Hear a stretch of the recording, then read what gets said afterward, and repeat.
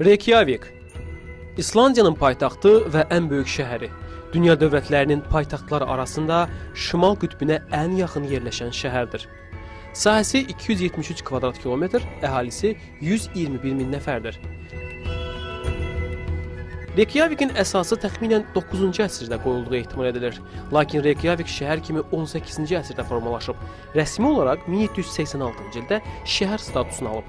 Həmin dövrdən sonra şəhərin sürətli inkişafı başlayıb. Bundan sonra isə Reykjavik İslandiyanın iqtisadi və mədəni mərkəzinə çevrilib.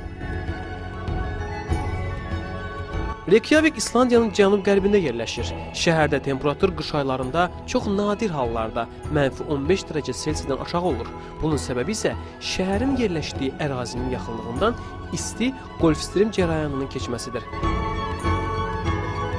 Reykjavik okean sahilində yerləşsə də, orada güclü küləklər çox olmur. Yay aylarında hava isə sərin keçir. Temperatur 10-15 dərəcə Selsi arasında dəyişir. Rənglər. Hətta kiçik evlər də rəngbərənglik prinsipindən geri qalmır. Rəngarəngliyə Reykjavik Milli Muzeyi ilə əlavə rəng qatır. Buradakı eksponatlar ən şimalda yerləşən paytaxt haqqında ətraflı məlumat verir.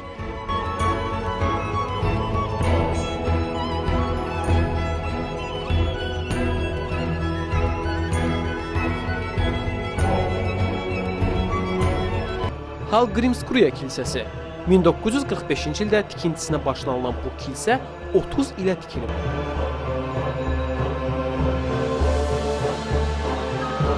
Tikintisi üçün isə 5275 sütundan istifadə olunub. Səhər saat 9-dan axşam saat 9-un yarısına kimi bu kilsə açıqdır. Həm dini etiqad üçün, həm də turistlər üçün. Harpa konsert zalı yeni binadır. Cəmi 4 ildir ki, fəaliyyət göstərir. Burada konsertlər, konferanslar keçirilir. Tikintisinə isə 164 milyon avro pul xərclənib. Konsert başlayana qədər isə içəridən Reykjavikin sahillərini yuyan dənizə tamaşa etmək xoş bir hissdir. Şəhərdən kənarda Reykjavikin kəndlərinə getmək, orada yaşayanların həyat tərzi ilə tanış olmaq mümkündür.